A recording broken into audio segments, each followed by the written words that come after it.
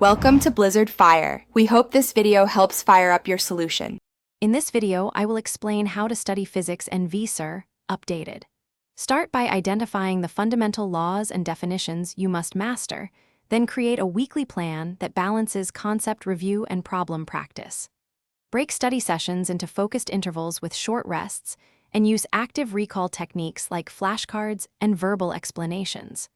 Regularly review older topics, track your progress, and adjust practice problems to target weak areas for steady improvement.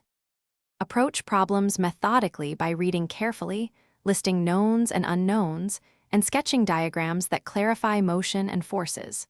Translate words into equations, choose suitable models, and solve algebraically before plugging numbers to avoid errors.